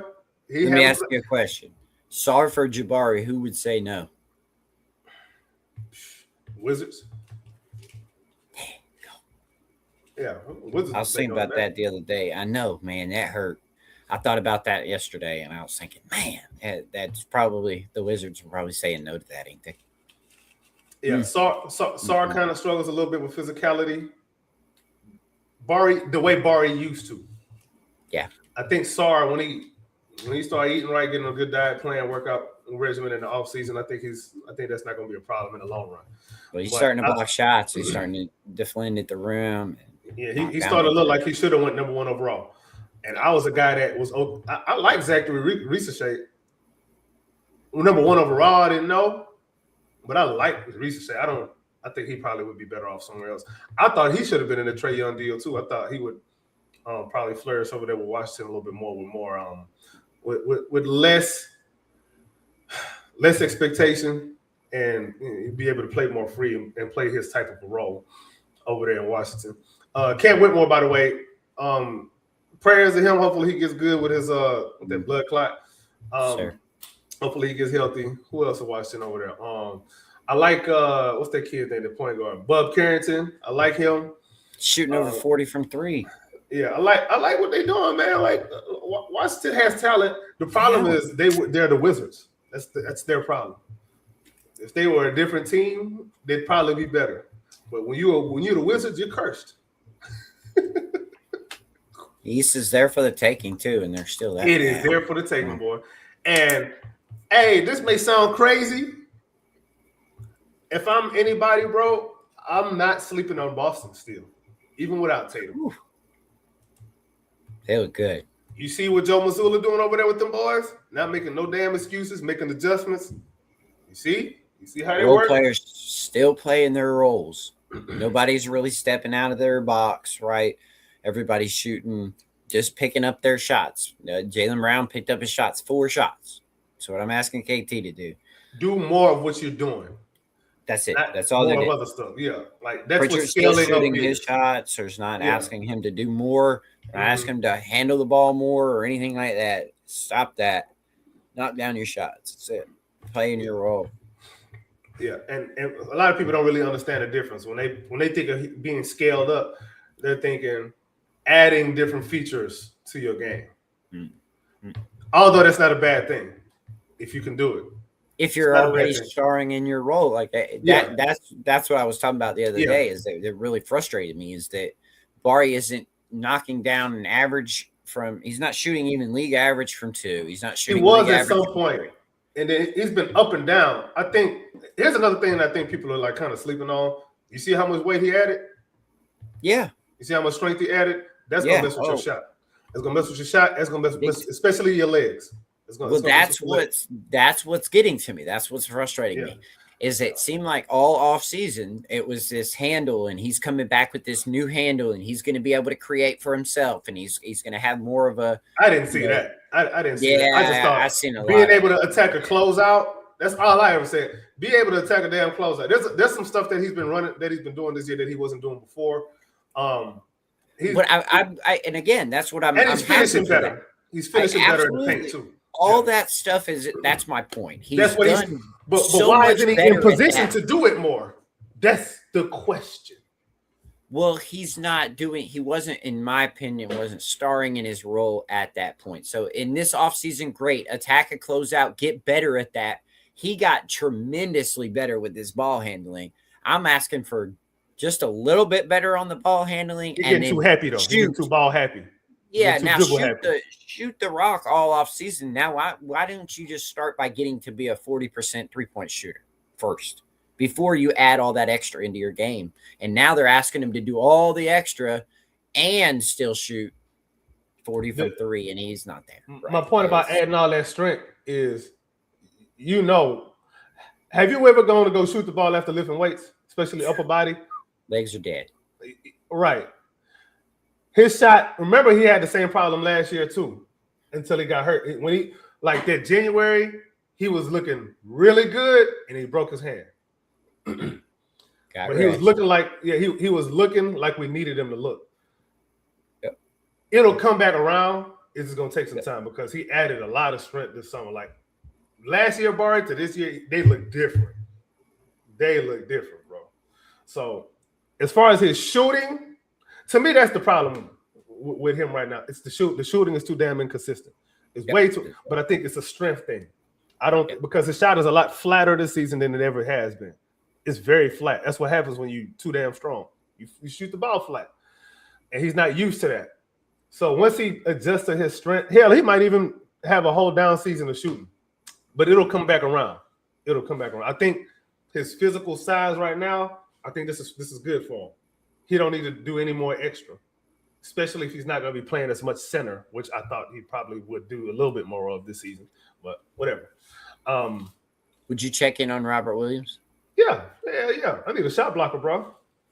I need a shot blocker. Oh, Barry had a nice vertical block, two-hand.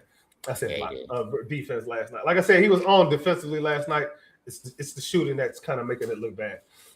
But yeah, I need a shot blocker, bro. I need a shot blocker. If I'm trading for anything, I'm trading for like pieces that complement the defense more than the offense because I don't trust Ime Udoka to make those changes on offense. No way. I really don't. I don't trust it at all. Even if you go get another shooter, he ain't gonna be as good a shooter. Not in this offense. Not when he gets the ball. Athlete. I would take that. Somebody who just don't give a damn and just gonna run up and down the floor. Yep. I ain't gonna lie. Another Tari Eason type of a guy. I'm thinking more along the lines of a guard. Type of guy. It could be a guard. Yeah, it could be a guard. I don't know who that would be, but Jalen Green. Oh. No, but somebody that's a little quicker, is somebody that's willing to run and is going to play pretty sound with Grimes type. The running part, I think, is the biggest one to me, man. Derek Jones. Man. Nah, I wouldn't. No. We desperately need someone to compliment Amen Thompson. I've been feeling so bad for him sometimes, and he still be making something happen.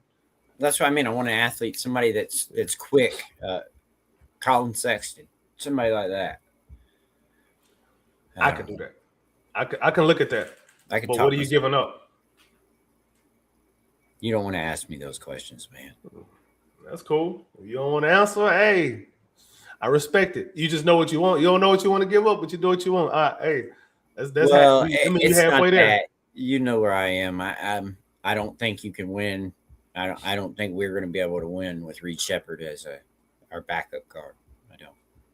Not this season. But here's the thing. #COB. Y'all understand? I hope y'all are starting to see why I was saying championship or bust. Because, when I say championship or bust, I'm talking the Kevin Durant era. As long as he's in Houston, it is championship or bust. This first season is a season where we need to do it more than any other because it's not going to get easier from here. Remember when he went to Brooklyn? Thank you very much. Anything can happen. Now, I'm not saying we're not going to do it this year. I ain't saying we are going to do it this year. I'm just saying that it's most important for us to do it this year because if not, this offseason, there will be some decisions that need to get made, and they're not going to look pretty because now you can't justify certain things that you may end up doing if you don't win. Like it's if you win, you can justify just bringing the whole band back together. Yep. But if not, you putting Stone in a position where he's not good at. You're gonna force him to make some decisions that he's not good. He's not the best trader in the world. He's not the best trader in the world. Getting back good stuff for the coach. that the coach will use and can use properly. I don't know if we want to be in that position. And then Wemby is coming. OKC is still there. Denver ain't going nowhere. Like, you don't know who else can come out of nowhere. So we'll see we'll see. I wonder if they'll try to get back into this draft. I wonder if they'll try to get under the apron and get out of the repeater. There's a lot that I think that they're looking into right now, if I had to guess. All right. I would hope so, man. Any final thoughts? No. Let's see how they fare the next 15, 20 games. Let's see till the All-Star break. Let's see what they look like. I think we're okay. It's a lot better than we're making it out. You know me, I don't like this 3 to 5 game stuff and start making judgments on people. Yeah.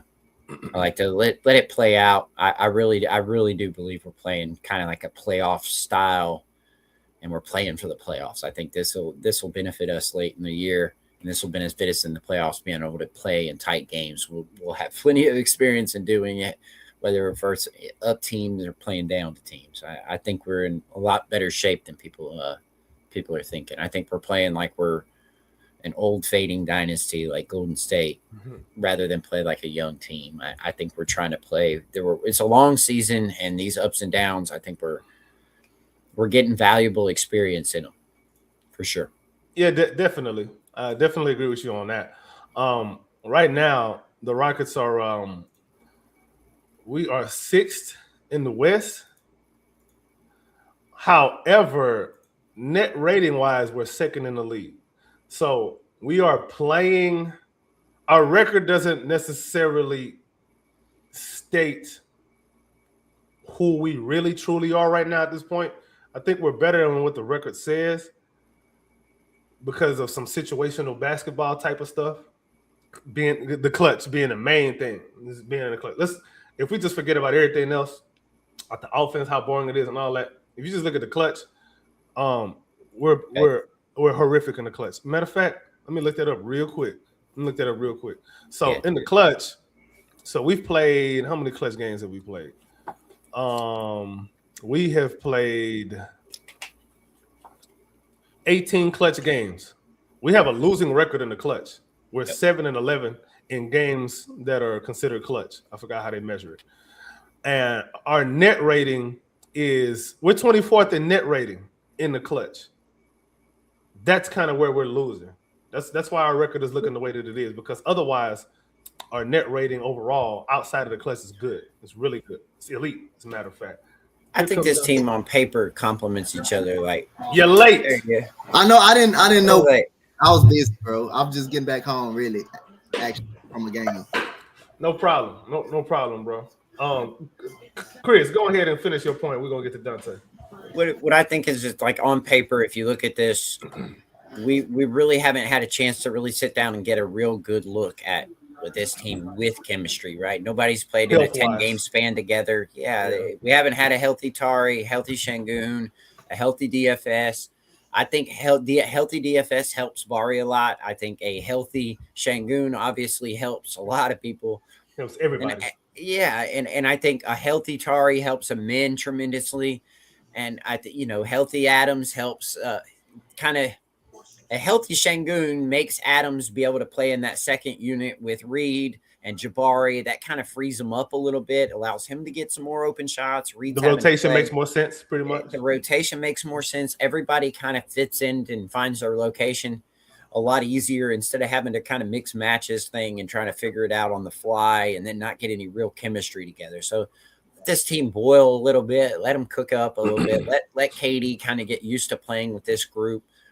And you start seeing where he gets his spots and when Şengün can kind of pick up the slack for the playmaking, stuff like that. I really think towards the latter end of the season, it always takes playing your best basketball to win a title at the end of the year. So we have an opportunity to play our best basketball. And we've seen some of that best basketball be really, really effective, especially on the offensive end. We know we can play good defense, especially when we have all our guys. So once we put it all together and it cooks up in the right place, I think we have something really, really brewing here. That'd be my final thought. Yeah. Coach Dante, what you got on the Rockets so far with the standings? What's your thoughts after the first 35 games? Well, one thing I'm not looking like I'm looking at the standings, but again, I'm not that concerned about the standings because we already knew how the standings was going to be really anyway. You already know you got the Western Conference got a lot of very good teams in the Western Conference. So this shouldn't be no surprise to anyone. You knew San Antonio was going to be better. You just didn't know how good they were. You just didn't know they were going to be good. You already knew Minnesota was going to be good. You had some sense that LeBron and the Lakers would be good. You know, OKC, even though they've been struggling, you knew they would be they would be probably the top 10 in the West. You didn't know Phoenix was going to be this type of good. You didn't know that. You didn't know that, but they're actually solid. They're actually solid. Utah Jazz, you know, they just a scrappy basketball team. They're a scrappy basketball team. So, you know, it doesn't shock you on how good these teams are. It doesn't really shock you. But I know looking at the 6th seed that we were in currently, you'll say, yeah, it's kind of shocking that we shouldn't be there. But again, at the end of the day, we all knew we have a juggernaut every single night, especially with the West. We already know that. But my problem is for last night, what I seen, it was disappointing for the last 2 nights. And again, Jabari having the same struggles that he had at the beginning of last year. What was that? Shooting. And then he's missing open. He's missing open shots. So then the only thing I question, why keep him in the game that long? And I mean, I know you didn't want to go to DFS. I know you didn't want to go to him because he's been struggling too. He's actually been struggling shooting the 3-ball too. So Kogi came in, gave you some good minutes immediately right out the rip. Aaron Holiday, he been struggling shooting, so then he's pretty much undersized, pretty much. So you didn't want to use him too much. But Jabari Smith Jr., I mean, for him to not take the lid out the basket the last 2 games and us relying on too much Kevin Durant when we need a big shot. We need the other guys to step up and make shots, and it just didn't happen against Portland. And Portland, again, they're a scrappy basketball team. They're a very good coach. Tiago Splitter's done a hell of a job, and we talked about that. AK, we don't come in. And we have all these mistakes, all these turnovers. We don't shoot well. We can lose these games to Portland. And that's exactly what we did. So bad shooting. Danny Amia didn't kill us last night, but he hurt us the first game pretty much. You got Kamara now making threes wide open.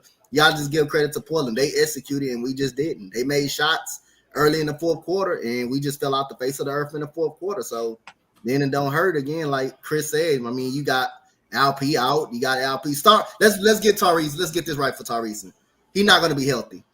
He's not going to be healthy for us. We can't expect him to play a full season or 70 games. I can no longer expect that no more. He's gonna have health issues, and that's pretty much the reason why he hasn't gotten paid. Because again, he's gonna be hurt. So now, as Rockets fans, we got to look at that and say this man ain't gonna be able to play a full season. This man is not going to really be healthy. So I didn't came to the senses of that. Ben came to the senses of that, but last night when he got hurt going to the baseline, I got a sense of that.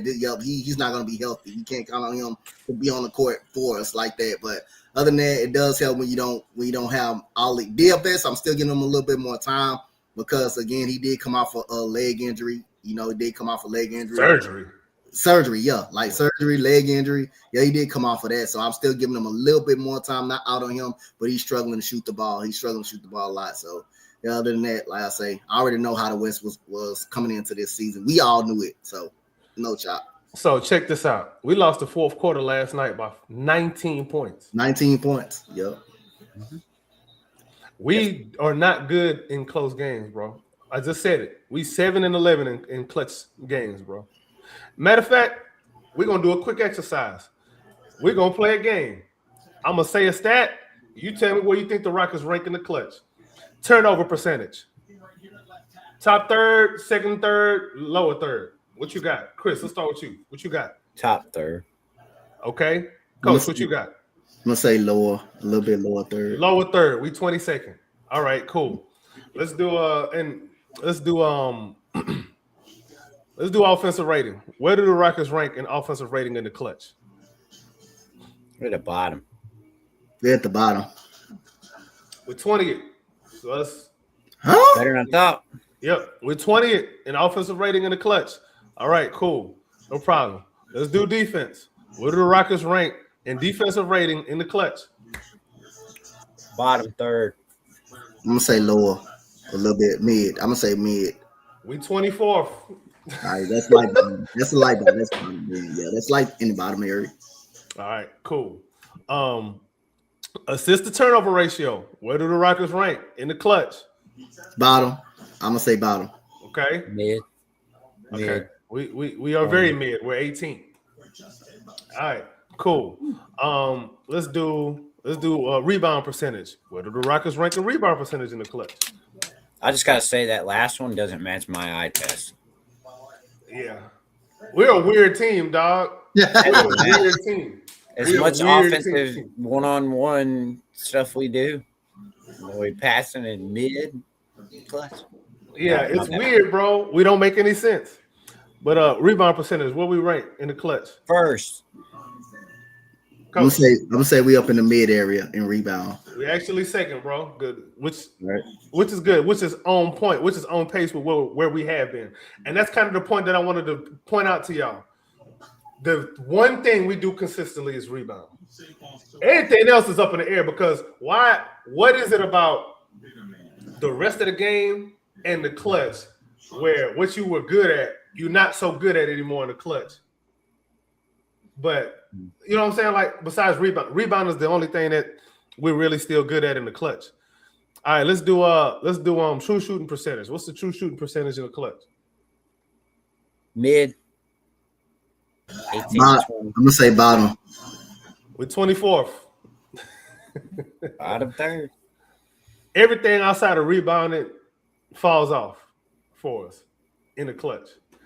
Now, I keep emphasizing this.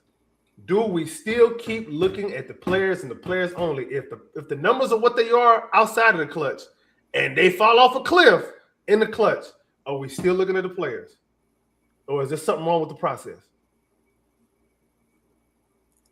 I wonder how much of that has to do with your answer is process, right? Like that, if you constantly are doing the same thing over and over and you're not changing anything, it's obviously the process is not correct.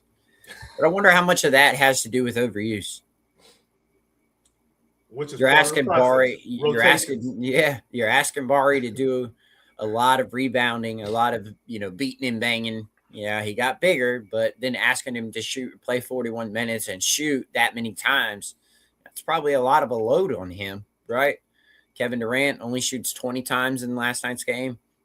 Got to be more than that in the clutch, right? You got Bari shooting those shots. Take 2 or 4 of them need to go off to Kevin at least. I just look at the way defenses are playing Kevin Durant though. So they literally Portland was literally playing a zone defense, and the goal was to make everybody else shoot. Don't let Kevin Durant beat us.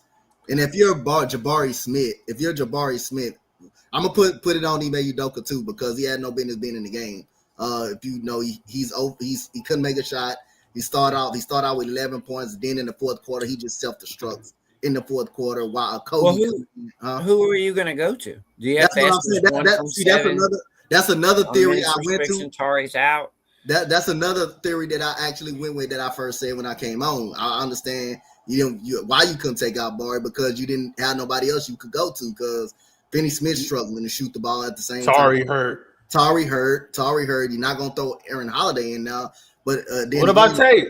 Huh? You damn sure ain't throwing no Tate up in now. You damn sure ain't throwing him up in now. So that he wasn't even the thing I'm thinking about. But other than that, I mean, they were literally stacking their defense to stop Kevin Durant. They really still couldn't stop him. But again, he's making the right play. And Jabari just go back and get it. Yeah. He's got to go back and get the ball. It's several times. 20 shots isn't enough, man. Yeah. You can't be taking 20 shots and then you have Jabari go 0 for 9 in the fourth quarter. You can't tell me that some of those shots. Jabari ain't got no business taking 9 shots. He don't got no business taking nine shots. But at the end of the day, I don't want to fault Kevin Durant for making the right play every single time. If he's putting the ball on the floor and they're coming at him, he passing in the corner. Jabari missing. He passing to Kogi. He missing. Everybody. Where is Amen Thompson supposed to be in all of this? He said, Amen Thompson actually played well though. He played well. I'm talking about when we really needed it the most. If the defense is saying we taking option A away, that's when option B supposed to come to the rescue. and force the defense back to thinking about switching up their coverage. You see what I'm saying? Yep. Why is that not the case? I mean, it's just like I say, Jabari Smith was open all night. He was open all night, and yeah, he was, and he ain't have it. And the defense, I ain't had no problem with it. He still was able to impact the game without. He still was able to impact the game on defense, and he played very good on offense.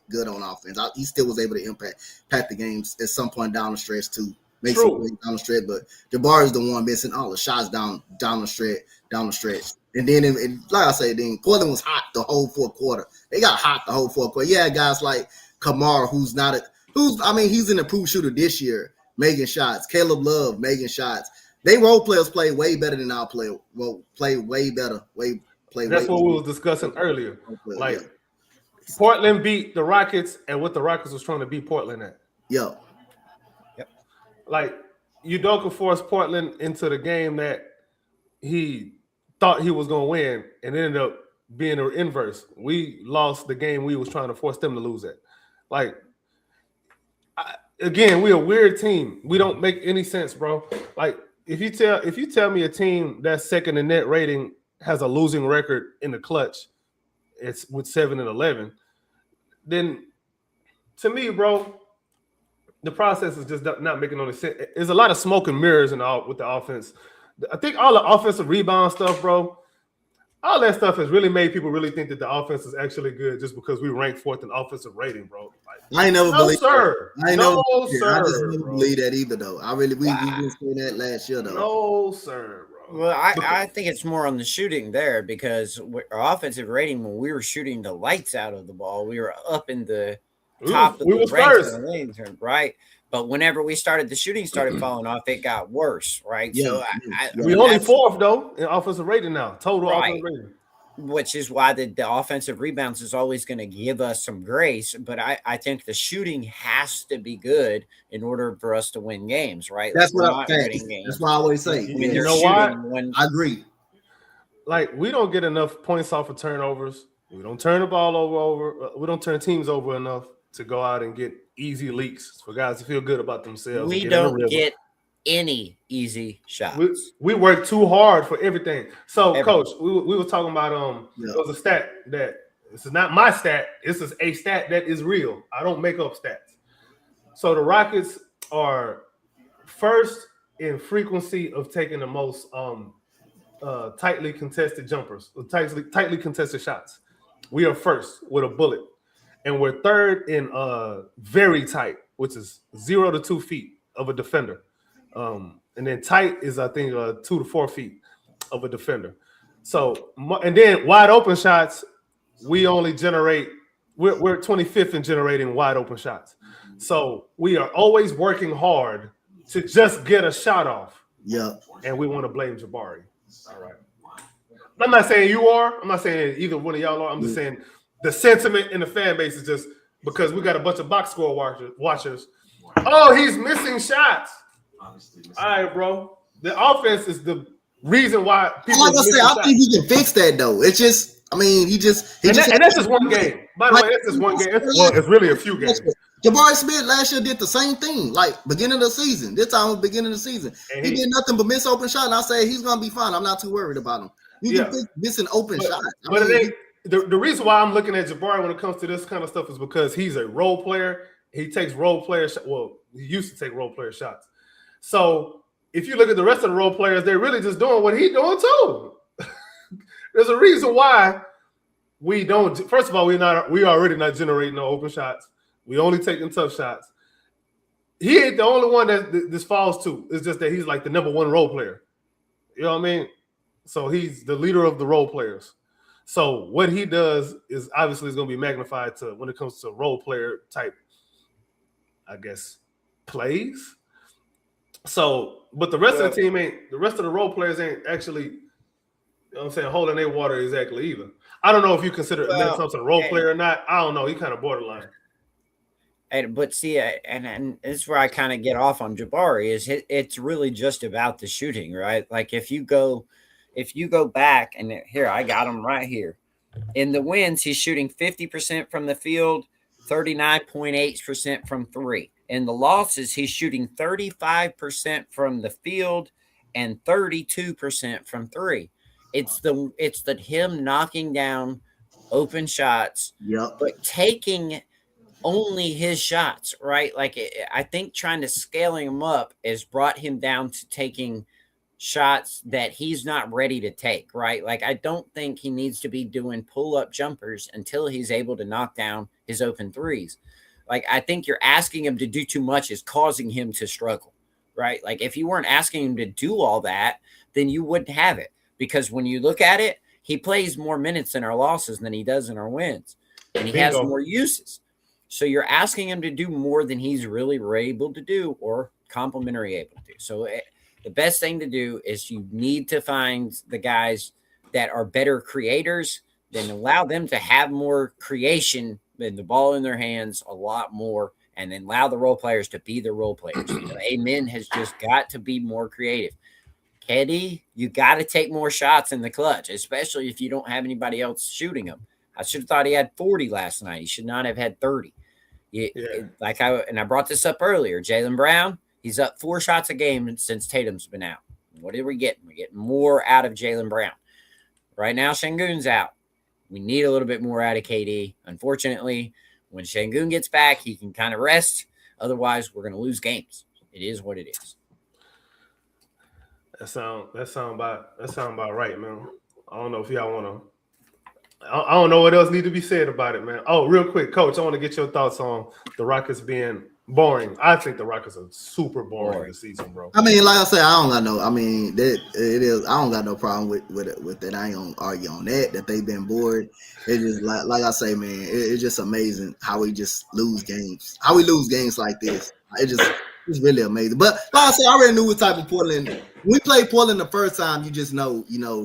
You just know they play with a sense of urgency, and they play scrapping, they play hard, and Thiago Splitter again just doing a hell of a job with that team. That young core is developing, and Caleb Love is good, man. That dude, Caleb Williams, you think about football too much. Caleb Love is really good, bro. Caleb Love is. I know Caleb Williams is a beast, though, boy. I've been watching that man since North Carolina and Arizona. He's a clutch shot maker too. He has some ability to make some clutch shot, and that's what they did.